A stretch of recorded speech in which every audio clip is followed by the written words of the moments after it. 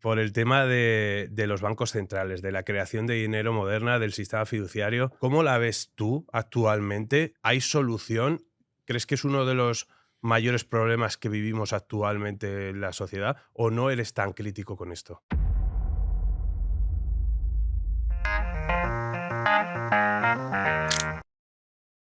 Yo creo que el gran problema que vivimos como sociedad bueno, no sé si el gran problema, pero referido al fondo de tu pregunta, Mm, digámoslo así, el gran problema de lo que tú estás planteando no es tanto el Banco Central como tal, sino la adicción al endeudamiento que tenemos como sociedad. ujú.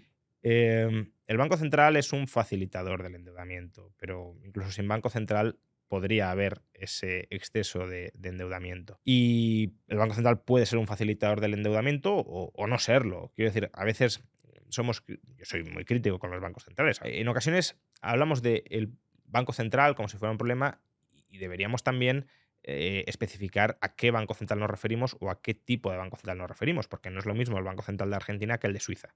El Ujú. Banco Central de Argentina, obviamente, ha monetizado masivamente déficits públicos y ha generado esa inflación galopante que al final es un impuesto masivo sobre los ciudadanos.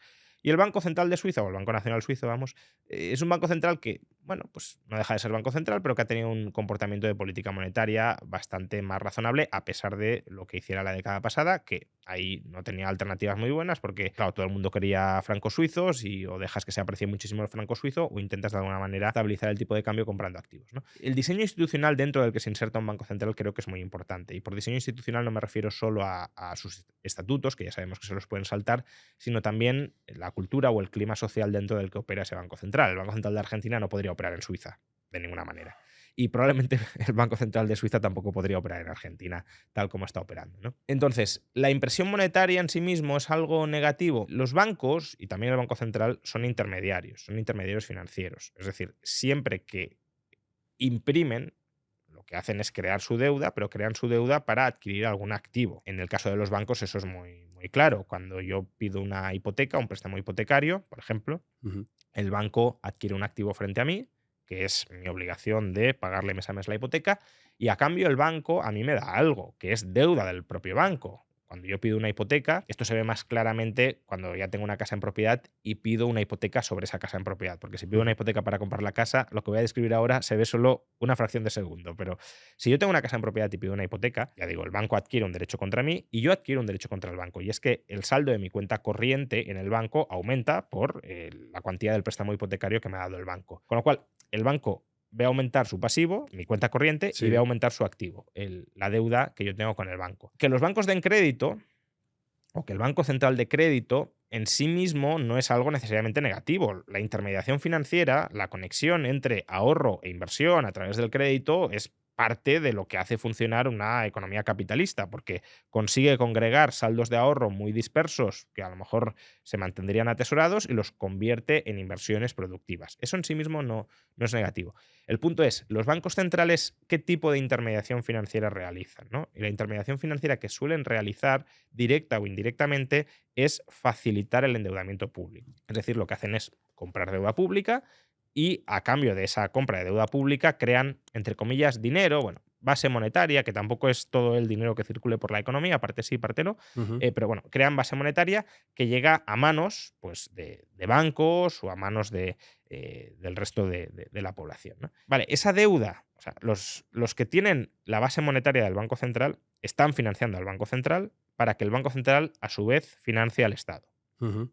Entonces, la cuestión es, esa deuda del Estado que estamos financiando indirectamente a través de la base monetaria creada por el Banco Central, ¿es productiva? ¿Genera algún tipo de riqueza? ¿A qué plazo la genera? ¿Con qué rendimiento? Y yo creo que ese es el problema central. Es decir, los estados se endeudan para financiar gasto corriente, no para ni siquiera para hacer inversiones a muy largo plazo, que aún así sería cuestionable de, oiga, usted qué tipo de rentabilidad ha estimado para esta inversión, qué retorno va a tener, va a cubrir el coste de Sí, capital, sí. no, pero bueno, deberían ser inversiones de largo plazo que proporcionaran Sí, sí, o infraestructuras, de educación o de lo que fuera. sí, educación bueno, o infraestructuras físicas, ¿no? Sí, Pero, sí. pero sí, inversiones de largo plazo. No, Ujú. en muchos casos es pues, para pagar pensiones, por ejemplo. Sí, sí. Y claro, si haces eso, tú estás financiando gasto que uno podrá decir que socialmente es justo o equitativo, no entro en eso, pero que desde un punto de vista económico es improductivo. Si yo te doy un préstamo a ti para que te lo gastes en consumir, pues a ver cómo me lo devuelves eso. O sea, no has adquirido activos a partir de los cuales me puedas devolver ese préstamo. Pues con la deuda pública y los bancos centrales lo que sucede es todo eso. El caso de Estados Unidos ahora mismo es lo más claro. Entonces, como no se genera a través de ese endeudamiento una riqueza a corto plazo equivalente al monto de la deuda, ahí es donde surge la inflación, y la inflación no deja de ser un impuesto que pagan los ciudadanos. Entonces, el ciudadano, digamos que se le cobra un impuesto extraordinario del que no es consciente para sufragar el déficit público. Y un déficit público que es meramente redistributivo de te quito a ti tu riqueza y se la doy a otro, no para que genere riqueza de la que te puedas beneficiar tú, sino lo tuyo pasa a ser suyo y punto. Y claro, si además, que ahí sí puede haber o no, yo tampoco tengo tan claro que siempre genere desigualdad, pero desde luego puede generarla. Ujú. Si ahí hay cierta transferencia de ese impuesto inflacionista a élites bien conectadas con el Estado, pues claro, ahí tienes efectos o consecuencias sobre la desigualdad. Es decir, os robo a todos vosotros a través de la inflación o a través de una no deflación, ¿no? Que también se puede dar. Si hay un aumento de la productividad y lo que haces es deteriorar el valor de la moneda para que no bajen los precios, pues también te estoy quitando parte de lo tuyo, de lo que podrías tener, para dárselo a través del Estado a otro. Si ese otro son élites, ya digo, financieras, empresariales, parte del presupuesto también va a parar a ellas, Ujú. o parte de los créditos que otorga el Estado o que otorga el Banco O Central la financiación de los propios o que bancos, otorga la que tienen banca más aval, ellos. o que otorga la banca gracias a que estamos financiando al Banco Central y el Banco Central financia a la banca, pues claro, todo eso sí que puede concentrar una transferencia de recursos hacia ese 1%. Habría que ver si hay rotación dentro del 1% y todo esto, pero en cualquier caso, hacia las élites bien conectadas con el Estado, y Ujú. ahí sí que hay un efecto nocivo sobre la desigualdad, porque no toda desigualdad es mala. Si alguien genera mucha riqueza para la sociedad y genera mucho bienestar para la sociedad, se volverá repentinamente más rico y esa Ujú. desigualdad está muy bien. Pero eso es meritocracia, eso no es. O exitocracia, O ¿no? Porque exitocracia. la meritocracia al final es Sí, un puedes tener término mucho muy, mérito y no muy enriquecerte. claro. Puedes tener mucho mérito y no conseguir nada, o puedes no tener ningún mérito y conseguir mucho. Al final, Sí. bueno, también depende de qué entendamos por el mérito, pero no sé, una persona que ha tenido la suerte de descubrir algo por pura serendipia y que luego ese algo que ha descubierto es muy beneficioso para la sociedad, vale, se enriquecerá. ¿Ha tenido mérito en el sentido de que ha estado trabajando muchísimo, con mucha dedicación? Pues a lo mejor no, Ha estado pero en el momento. le queramos atribuir o no mérito, desde luego sus acciones sí han contribuido a generar mucho bienestar para los demás y por tanto se enriquecerá por transferencia voluntaria de riqueza. Esa desigualdad no es mala, es un síntoma de algo bueno.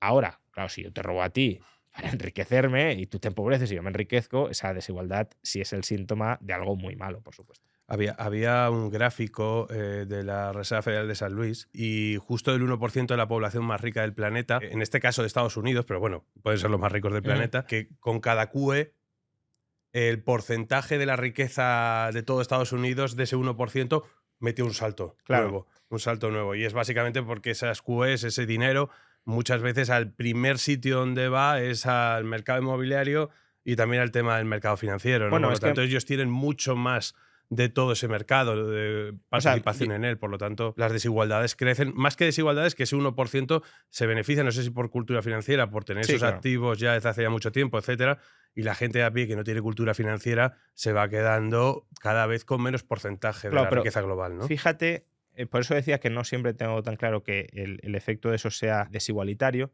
En España, por ejemplo, la desigualdad de riqueza está muy asociada con la evolución del precio de la vivienda. ¿Por qué? Porque Ujú. como la propiedad inmobiliaria, cada vez menos, por desgracia, ¿no? Pero el 75% más o menos de las familias son propietarias, claro, si sube el precio de la vivienda, se comprimen las desigualdades Ujú. patrimoniales de riqueza, porque el 1% o el 10% de los más ricos en España tienen vivienda y tienen activos financieros. Pero si lo que sube es fundamentalmente la vivienda, se comprimen. Si suben los activos financieros, pues obviamente, como solo los tienen en un porcentaje significativo el 1 o el 10% más rico, pues ahí las desigualdades aumentarán. Y en Estados Unidos, pues tres cuartos de lo mismo. La cuestión es exactamente cuál es la relación entre el QE y la inflación de activos financieros. Yo ahí no tengo tan clara cuál es la línea de causalidad. Una puede ser lo que tú dices, que esos flujos monetarios vayan a parar ahí.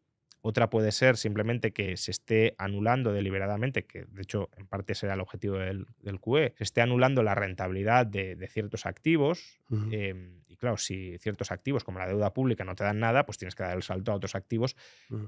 más arriesgados. Pero también existe una tercera posibilidad y es que la demanda de activos libres de riesgo, tipo deuda pública, más allá del QE, fuera muy alta. Yo tengo la sensación de que los tipos de interés en Estados Unidos sin QE no habrían sido mucho más bajos los de la deuda pública y que por tanto el QE sea más un síntoma de un exceso de demanda de activos libres de riesgo que el causante de que los tipos estén bajos. Es decir, están bajos porque la demanda es muy fuerte y el QE lo Ujú. único que hace es, bueno, una cierta transformación de activos a medio largo plazo en activos a más corto plazo, pero la demanda está ahí. Y claro, si el tipo de interés de la deuda pública te cae mucho como consecuencia de que la demanda de activos libres de riesgo es muy alta, los que ya no puedan comprar activos libres de riesgo darán el salto a otros A los de activos. riesgo. Vamos, bajará el tipo de interés, si lo queremos ver de otra manera, bajará el tipo de interés que utilicemos para descontar los flujos de caja y eso Ujú. llevará a que el valor presente de esos activos se revalorice. Pero claro, entonces la cuestión es plantearse por qué la demanda de activos libres de riesgo se ha disparado tanto durante la década pasada y si tiene alguna relación con políticas estatales aplicadas más allá del QE, más allá de la banca central, que ya digo, no sé hasta qué punto está en el origen de los problemas o es más un síntoma o un portavoz de esos problemas.